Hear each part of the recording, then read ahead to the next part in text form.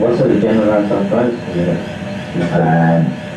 Is he here to investigate, or is he here to investigate? Yeah, I'm only just digressing a little bit, but I mean, this guy was in fact hospitalised for investigation of his arthritis, and they found it very difficult to control the arthritis, and ended up getting in the end intra-articular yttrium 90 or something or other.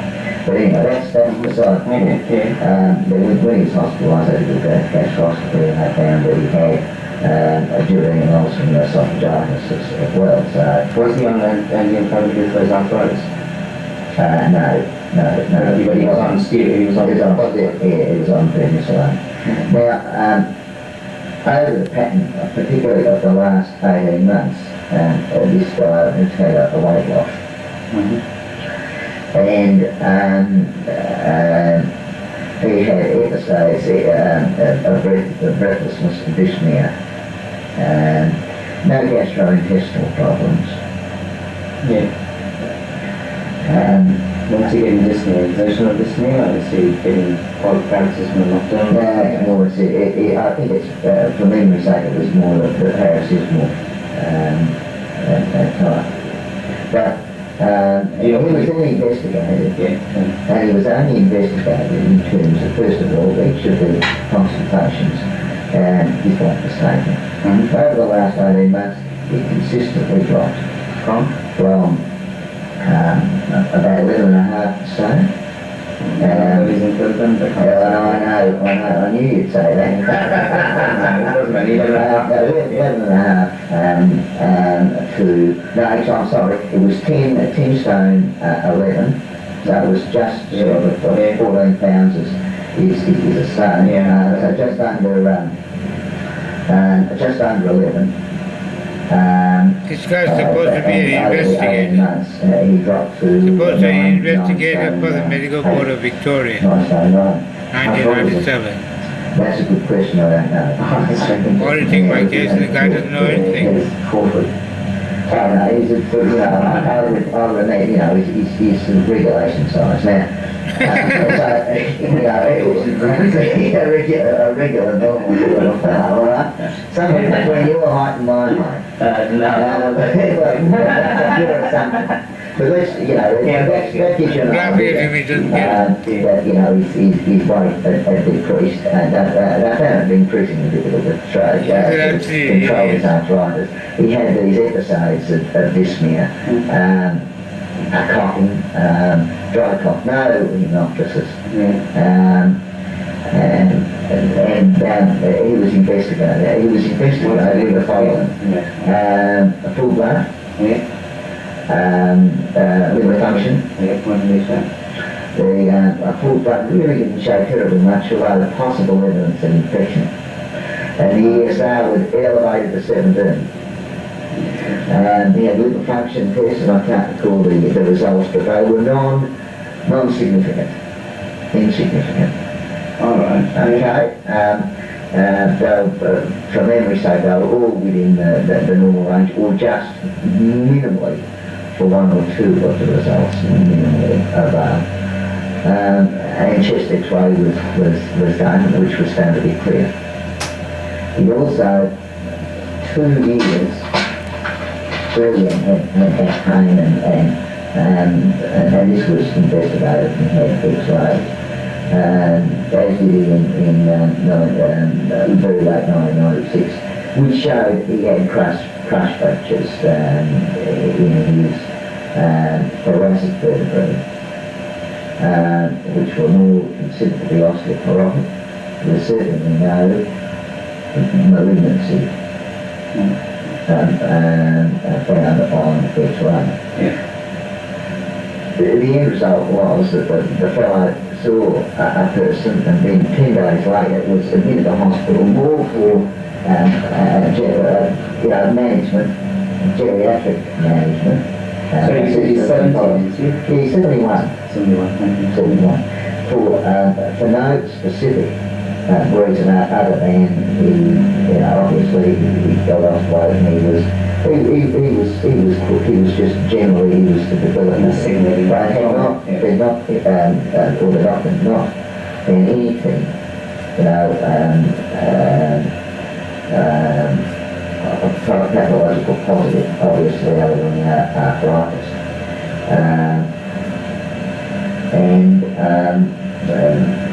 In hospital, I did CT scans, and I found that he had a polyethylamine mass, which found it was a rapidly developing lung CO, and they also found a second bruise in the liver. The last X-rays were done in September of '96, and he was hospitalised in February of '97. The very early February '97. That gives you an idea of the time frame. What tests, obviously I've highlighted, you know, what the issues were, and what would you have done with a case like this? We're talking now on the practical side, as a general practitioner. Yeah, at what point are you talking about? When I saw this man, like Let's say over the last year.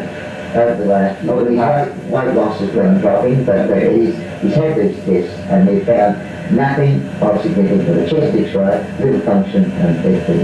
Right, okay, well, first of all, I'd say the history, the way you presented it to these, there's a lot of things that I'd want to know, but it's quite, I consider it to be quite demanding in terms of what the investigation showed, as well as what his clinical examinations. You haven't really explained anything to me. The whole thing is really based on a combination, first of all, of the history and the clinical examination of him.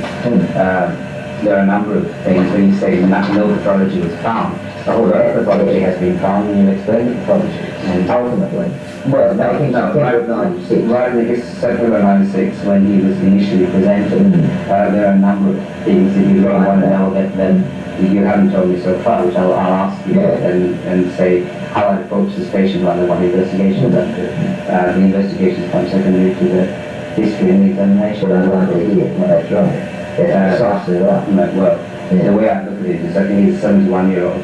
I don't know whether he's living alone or whether he's living with his aged wife who's got chronic arthritis and can't walk, and he's just got pain, and he's trying to lift his wife around. He was in the country, moved down to the city in '96, late '95, very late '95, living next door to his daughter. Right, so he moved from the country to the city late 1995.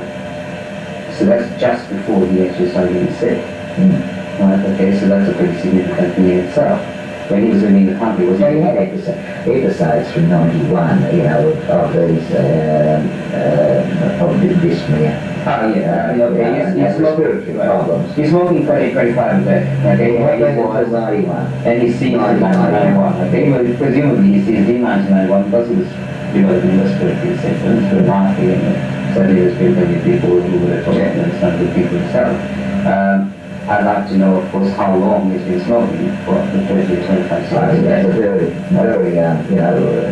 practical problem. How many years? Yeah, exactly. I mean, in terms of hack years, or whether he's been, smoking since he was 14, not these guys did start smoking when he was 14, because he was pushed out from the war cigarettes. And a lot of people got onto it while they were in the war. A lot of people who started smoking while they were in service. Okay, so that's what you want to know. Of course, any person who's had, then of course you, in terms of the dyspnea, when is the dyspnea, what is it accompanied by? You said paroxysmal dyspnea, it doesn't sound, your paroxysmal dyspnea is supposed to be like a mnemonic of cardiac failure, we can't really live in our fasting to breath. Doesn't sound like it's that, it's more likely you could be getting episodes of dyspnea related to asthma, that maybe he's breathing soft in, or he's getting stressed, and he's getting asthma attacks. The response to that did occur at night, but it did occur also with exercise and associated with infection as well. I mean, any person with underlying COAD gets just infections and not to get short of it.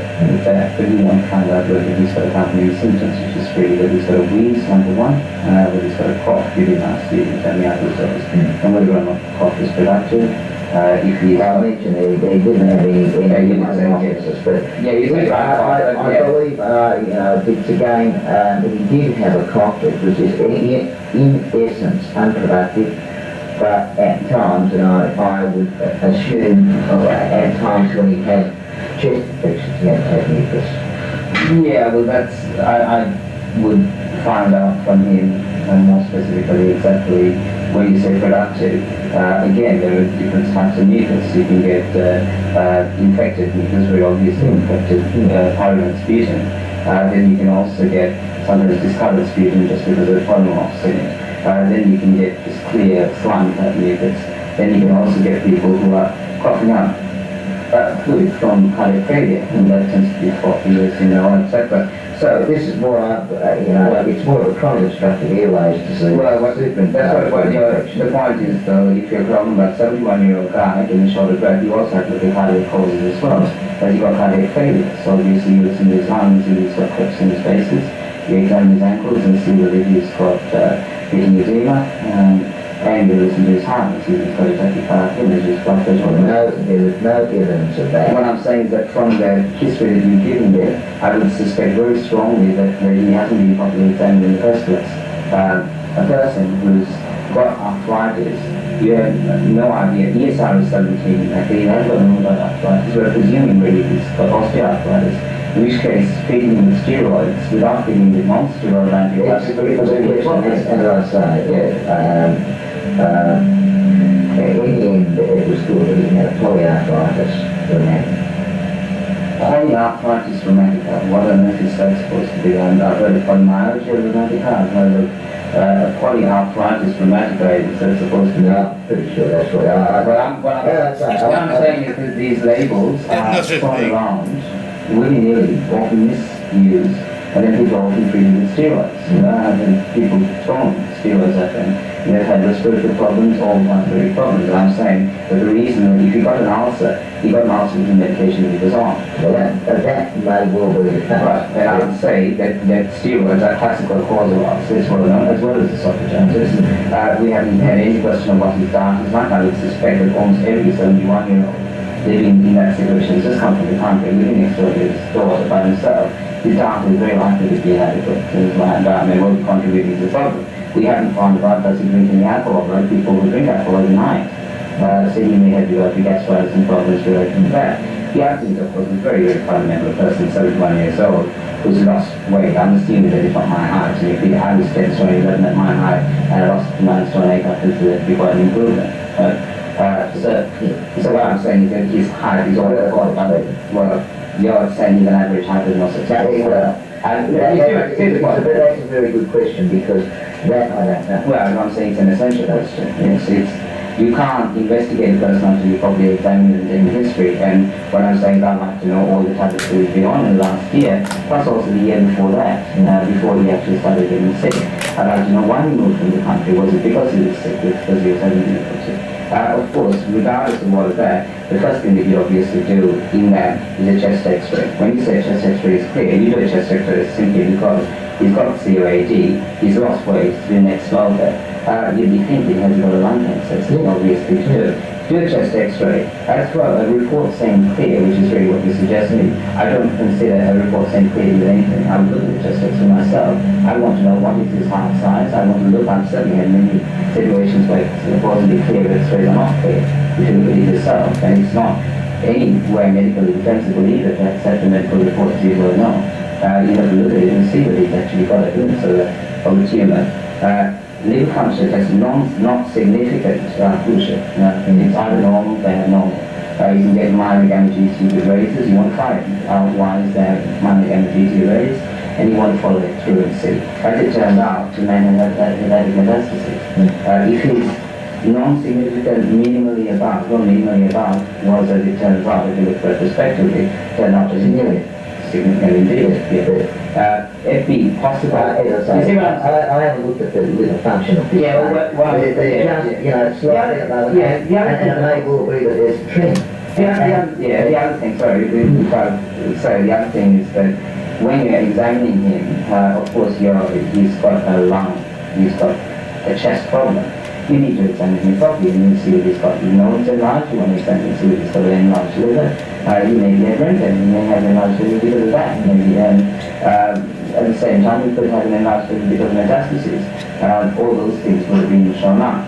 If he had liver function test a couple of times abnormal, I probably get an ultrasound on his liver and see whether he's got it. At the same time, you want to keep it, he has to follow a logical line from the history. It sounds like he's had shotgun therapy, and he's basically been admitted into hospital and dawdled around in hospital while they sat around doing scans and things without anybody sitting down and talking to the man. And I've seen that's my inability to tell the story. He was assessed. It was really as a right. Okay. Well, the thing is, when you said the other thing you said is that he had back pain, crush fractures in his thoracic vertebrae. Of course, if he had osteoporosis and he's been on steroids, on cortisone, you can hardly not hold that responsible for the development of osteoporosis. It's not. I think only a 70-year-old man by running around playing tennis. The thinking of the doctor was, look, okay, he's a 71-year-old ex-smoker, coming truck everywhere, so he has ups and downs with respiratory infections, and has arthritis, is treated with those medications, does have duodenal ulcers, both have esophagitis.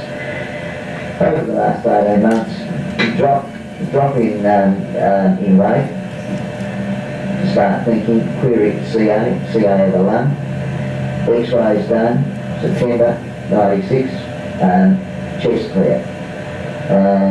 X-rays done for the back, because he had back pain, X-rays clear. We're talking plain X-rays. Maybe all the X-rays. Liver function test done, nothing of significance with that. You can debate that. FBE, raised ESR, evidence of a blood film consistent with an infection. Right, and ESR of 70-year-old man is minimally marginally elevated. That would be quite consistent just with the osteoarthritis or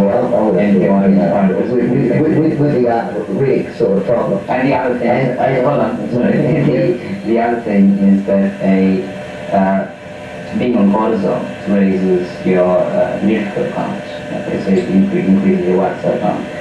So just the side effect of the cortisol may be to raise the raise the blood. Shows pseudo signs of infection. So what you should do is you get blood test done, what I always do, I would include what medication the patient is on. Of course it's and relevant parts. But more than anything else, it's not, the point, okay, that I would say with this whole man, that as a general practitioner, I would have assessed him differently, because I would have hopefully assessed him a lot better than he was assessed. Now, I don't know this guy, I don't know if he's hypothetical, I don't know what, okay? But what I'm saying is that the point, the description, the history that you gave me is a history of investigation, totally investigation-oriented medicine, without looking at why you're doing investigations, thinking about the problem. It's so obvious that the problem, as this human being, has not really been thought about. If you've got your examination, and we're cutting down on the weight loss, the respiratory problems, but a clear chest X-ray and those other investigations. And what other tests would you have done at that stage? Given that you could find nothing further of significance. But there already is. What I'm saying is that those investigations that you've done. The point is, if he has continued weight loss, and what he keep on not being able to find anything at all. If you're considering he's got respiratory problems, and I really can't get to the bottom of why he's got respiratory problems, I've got to refer to the respiratory physician, I imagine. Or if really it hasn't been clarified as to whether he's got a cardiac problem, he may well have a cardiac problem. In which case, really, you want to get a cardiologist study, you want to get ECG, number one, and see whether he's got a cardiac problem. He may even need a multi-tip. So, in that situation, I'll be looking at a combination of cardiac respiratory type of investigation. And obviously, the other thing is his GIs, he's got liver functional test abnormality. You're basically looking for an heart CS, when you try That's what we're looking for. yeah, so it also includes if necessary examining his bowel and doing people blood testing. And I don't know whether you're going to go guzzling in with colonoscopies and things like that. I mean, really, all these things. What would you do if the patient was sitting here and saying to you, look, I don't want a whole lot of tests. Exactly.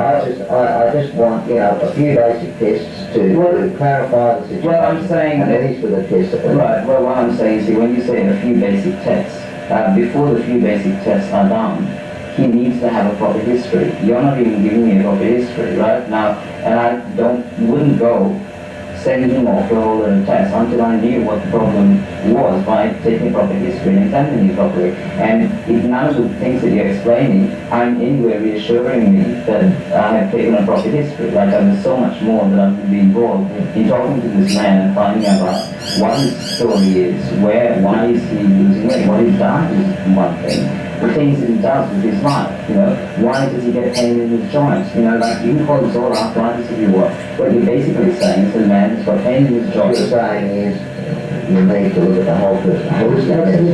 Good. That's it. Right. Yeah, let's keep it. Just grab that. I know we're really... Hello? Oh shit, yeah. Okay, yeah. I'll try it, okay? Yeah. Look, I've got about 6 people sitting out there. Yeah, well, we can just, can I just maybe go through one patient with schizophrenia. Right, It's either been hospitalised Right, I'd have to say that I do not have one single patient who actually is currently being treated for schizophrenia. Have there been any that have been referred to hospital and have been diagnosed with schizophrenia? No, I have not referred anyone who has been diagnosed with schizophrenia. The only lady that has ever had a query schizophrenia diagnosis, which was retracted by the psychiatrist, was Gloria Hoffler. I've never discussed it. I can discuss it with her straight away. She's a lady who was admitted, I told you about this, there was a tape going on in her head. And that's right, okay. This lady was initially diagnosed as query late onset paranoid schizophrenia. Who diagnosed it? I think, Jeffrey Conran was working there at the time.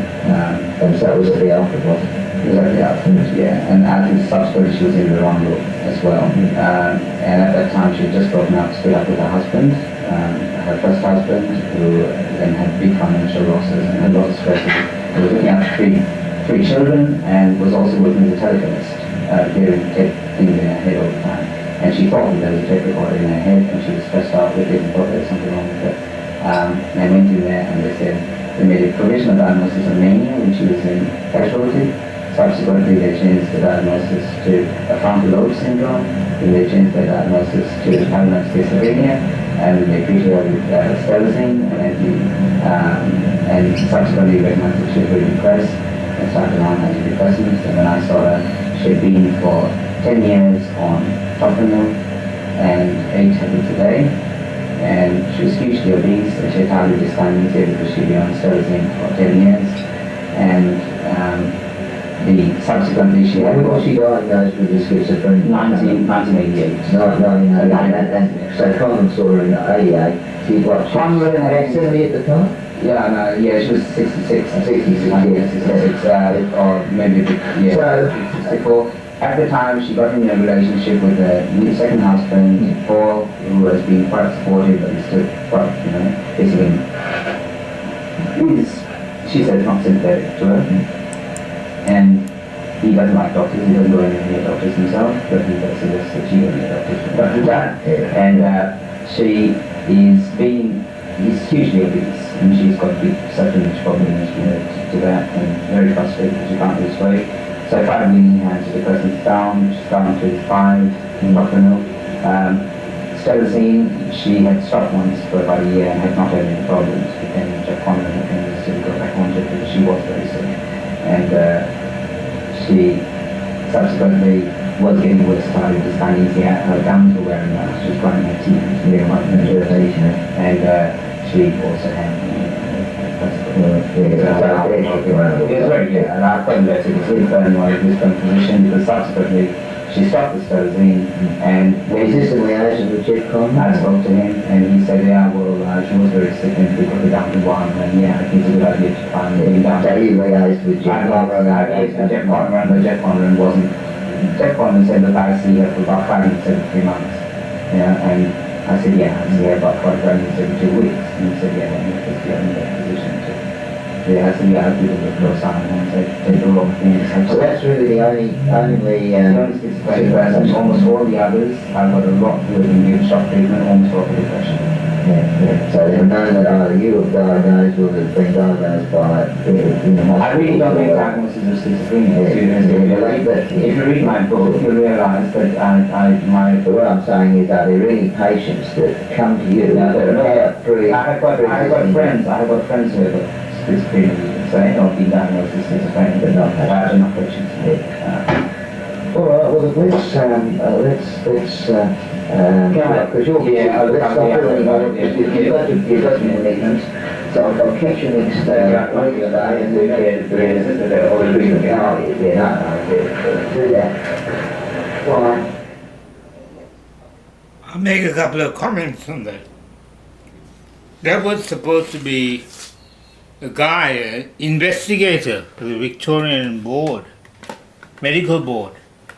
His name is Ian Sunderland. He's a Freemason. You can tell that through the way he talks and his activities, and the fact that they had him as the acting director or medical superintendent of the Alfred Hospital in 1997. That was 2 years before I got locked up there for the first time of about 30 times I was locked up at the Alfred Hospital. Alfred Hospital, if you look on a street directory, it's adjacent to the Freemasons' homes. And Alfred himself, who was the son of Queen Victoria, was also a Freemason, as was Albert, her husband, and then George V and George VI, the Queen's father, and her consort, Prince Philip, was also a Grand Master of the Freemasons, which Murdoch never mentioned in his abusive praise of Prince Philip when he died. And Winston Churchill was also a Freemason, and it's a lot more.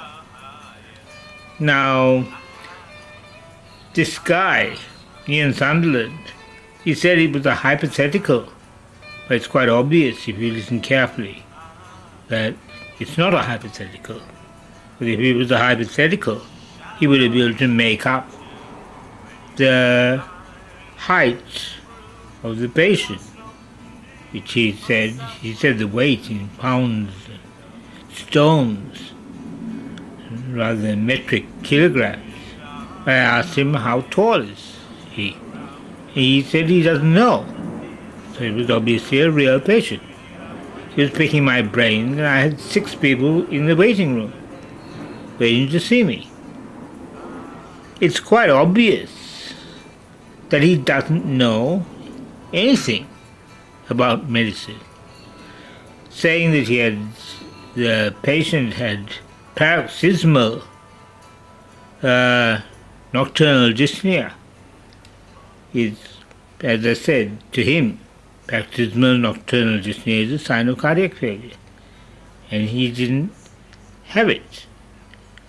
He also said that the person had polyarthritis rheumatica, which is an invention of himself.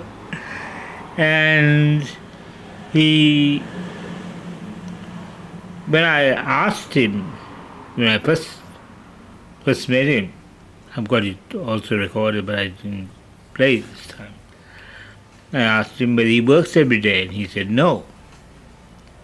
He has other interests, stocks and shares, money, property, that sort of thing. and keeps him more than busy. He was not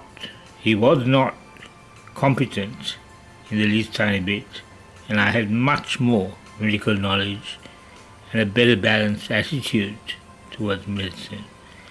In addition, I asked him about corruption, who I reported it to, and he didn't know. He said the pharmacy board, and I said, who are they? And he said, it would be on a phone number that you can get. And I asked him about interaction with the police, whether he has contact with I said, you must have contact with the police if you're dealing with sexual misconduct. And he said, yes, well, certain groups. And then he said, not necessarily. So is it certain groups? Is it not necessarily? There are certain groups I suspect strongly are the Freemasons. There's a strong Masonic presence in the police force, and they're having a bit of a rivalry with the Catholics. I was told by a policeman, a Catholic policeman in Melbourne, that they don't like the Freemasons. It's so small time. And when I told a policeman who came to my house about the fact that Sagia Parker said that corruption is rampant in the medical profession, the copper, who was an English guy, a big gut, he said, that's way above my pay grade. I said, it's nothing to do with pay grade, it's to do with integrity. These people don't have any whatsoever. As I said, that was 1997. It's patently obvious that I was not mentally ill. And I've got heaps and heaps of evidence that I've never been mentally ill. I have been crippled for speaking out against these people.